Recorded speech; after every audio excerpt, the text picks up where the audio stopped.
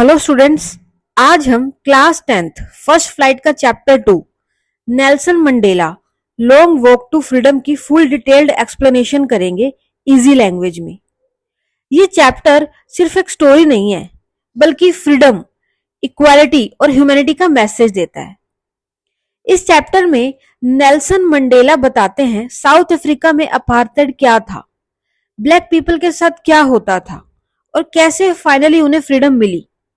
Before you read, सबसे पहले हम समझते हैं व्हाट इज अपार्थाइड। ये अपार्थाइड क्या है?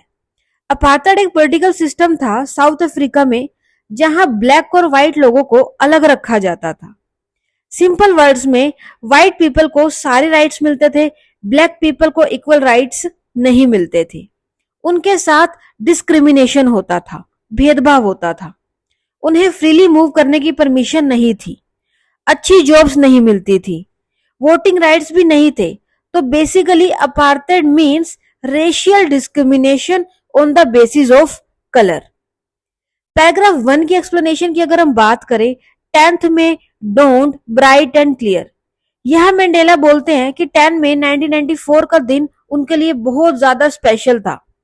ये वही दिन था जब बहुत सारे वर्ल्ड लीडर्स साउथ अफ्रीका आए हुए थे इनॉग्रेशन सेरेमनी अटेंड करने। इनॉग्रेशन का मीनिंग है जब कोई ऑफिशियली प्रेसिडेंट बनता है, उस सेरेमनी को हम इनॉग्रेशन कहते हैं। मंडेला को फील हो रहा था कि हिस्ट्री चेंज हो रही है, अपार्थाइड चेंज हो रहा है, अपार्थाइड कम हो रहा है और एक न्यू डेमोक्रेटिक गवर्नमेंट स्टार्ट हो रही है। Paragraph 2, the ceremonies took place. Ceremony Pretoria name की जगह पर हुई थी। वहां पॉलिटिशियंस, वर्ल्ड लीडर्स ये सब आए हुए थे। ये शो करता है कि पूरी दुनिया साउथ अफ्रीका की फ्रीडम को सपोर्ट कर रही थी। मंडेला को भी प्राउड फील हो रहा था because after years of struggle finally उनका कंट्री फ्री हो रहा था। Paragraph 3, on that lovely autumn day. Mandela बिल्कुल इमोशनल हो जाते हैं। क्यों? बिकॉज फाइनली ऑपरेशन खत्म हो रहा था, रेसिज्म एंड हो रहा था, ब्लैक पीपल को उनके राइट्स मिल रहे थे। उन्होंने बोला कि साउथ अफ्रीका अब एक ऐसा कंट्री बनेगा जहां सब इक्वल होंगे, कोई डिस्क्रिमिनेशन नहीं होगा। Paragraph 4, we who were outlaws. Mandela बोलते हैं कि कुछ टाइम पहले तक फ्रीडम फाइटर्स को क्रिमिनल माना जाता था, गवर्नमेंट उन्हें जेल में डाल देती थी। But now same people owner के साथ सेरेमनी में इनवाइट किए गए, यानी टाइम कंप्लीटली चेंज हो गया था। Paragraph 5, the day was symbolised. यहां 2 नेशनल एंथम्स बजाए गए। इंटरेस्टिंग बात क्या थी? ब्लैक पीपल जिन्हें पहले ओल्ड नेशनल एंथम नहीं गाने दिया जाता था, वो नेशनल एंथम पुराने वाला गा रहे थे। व्हाइट पीपल न्यू एंथम भी गा रहे थे। इससे क्या शो होता है? इससे होता है unity and forgiveness. Mandela revenge नहीं लेना चाहते थे, वो कंट्री को टुगेदर लेके, साथ लेके चलना चाहते थे। उनके मन में बदले की कोई भावना नहीं थी। Paragraph 6, on the podium. सबसे पहले मिस्टर डी क्लर्क ने ओथ ली वहां पर, फिर थैबो मेबेकी ने, और फाइनली मंडेला प्रेसिडेंट बने। मंडेला ने प्रॉमिस किया कॉन्स्टिट्यूशन प्रोटेक्ट करेंगे, सबको इक्वल राइट्स देंगे, डेमोक्रेसी मेंटेन करेंगे। Paragraph 7, never never and never again. बहुत इंपॉर्टेंट लाइन है। मंडेला बोलते हैं साउथ अफ्रीका में दोबारा कभी भी रेशियल डिस्क्रिमिनेशन अब नहीं होगा, यानी अपार्थाइड परमानेंटली एंड हो चुका है, इक्वालिटी स्टार्ट हो चुकी है। Paragraph 8, a few moments later. Sky में मिलिट्री जेट्स आए थे और सैल्यूट दिया बिकॉज पहले सेम मिलिट्री अपार्थाइड गवर्नमेंट को सपोर्ट करती थी, but now they are saluting a democratic government, यानी कंप्लीट ट्रांसफॉर्मेशन। पैराग्राफ 9, मंडेला बोलते हैं कि सेम पुलिस और आर्मी जो पहले ब्लैक पीपल को टॉर्चर करती थी, अब न्यू गवर्नमेंट को सैल्यूट कर रही थी। दिस शोज पावर चेंज हो चुकी है, जस्टिस विन, न्याय की जीत हुई है, एंड फ्रीडम सक्सेस, मतलब सबको फ्रीडम, आजादी मिल चुकी है। पैराग्राफ 10, जेट्स ने स्काई में डिफरेंट कलर्स का स्मोक बनाया, ब्लैक, ग्रीन, गोल्ड, रेड। ये साउथ अफ्रीका फ्लैग के कलर्स थे। ये सिंबल था फ्रीडम का, प्राइड का और न्यू बिगिनिंग का।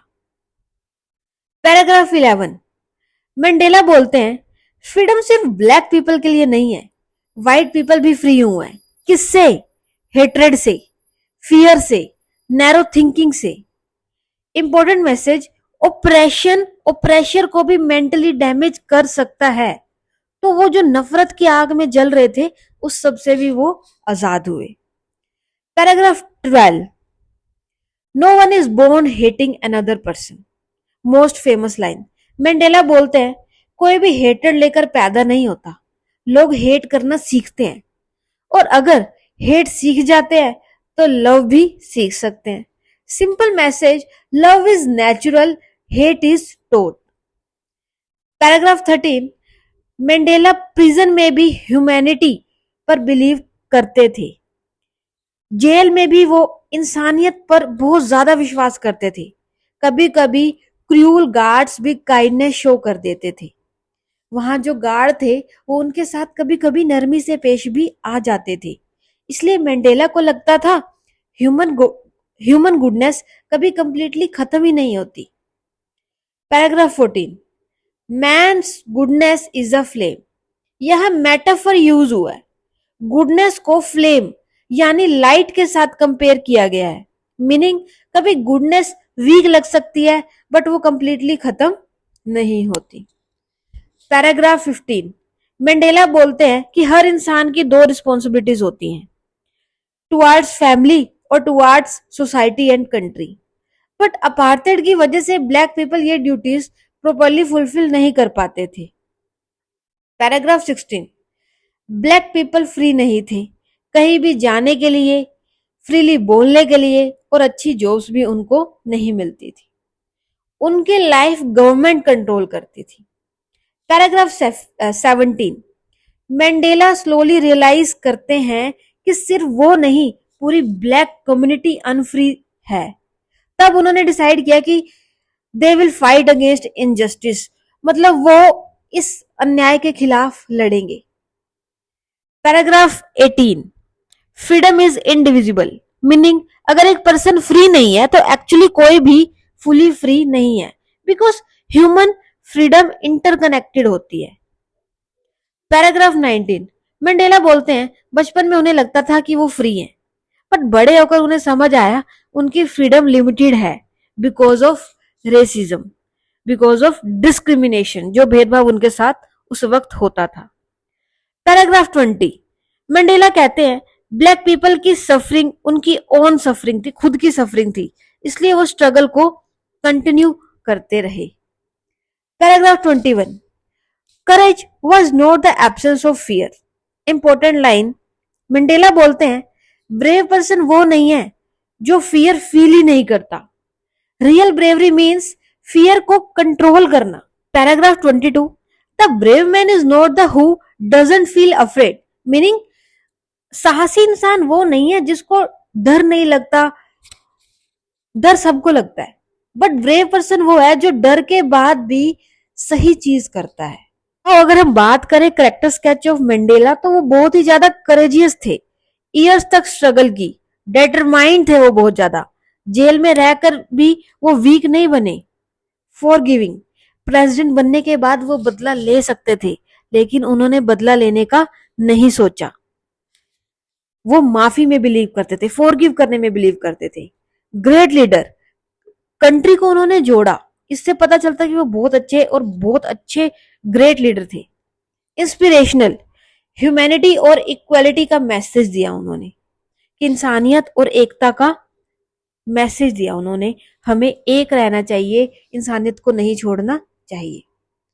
अगर इस चैप्टर की थीम की बात करें तो फ्रीडम, फ्रीडम इसकी मेन थीम है। इक्वालिटी, सबको इक्वल राइट्स मिलने चाहिए। ह्यूमैनिटी, लव हेट से ज्यादा स्ट्रोंगर होती है। करेज, फियर को कंट्रोल करना ही करेज है। फॉरगिवनेस, मंडेला ने रिवेंज के इंस्टेड यूनिटी चूज की। यहाँ पे कुछ हमारे इंपॉर्टेंट लिटरेरी डिवाइसेस भी यूज हुए, जैसे repetition, never never and never again. Emotional strong दिखाने के लिए। Metaphor, man's goodness is a flame. Goodness को फ्लेम के साथ कंपेयर किया है, जैसे कि मैंने पहले भी बोला था। नाउ अगर चैप्टर के मैसेज की बात करें तो ये चैप्टर हमें सिखाता है कि फ्रीडम सबका राइट है, रेसिज्म रोंग है, हेट नहीं लव चूज करना चाहिए, यूनिटी से कंट्री स्ट्रोंग बनती है। सो स्टूडेंट्स, दिस चैप्टर सिर्फ नेल्सन मंडेला की स्टोरी नहीं है, बल्कि एक नेशन की फ्रीडम जर्नी है जो हमें इक्वालिटी, करेज और ह्यूमैनिटी का रियल मीनिंग सिखाती है। आई होप आपको वीडियो पसंद आई होगी। अगर आपको वीडियो पसंद आई है so don't forget to like, share and subscribe, and till then keep learning. Good bye.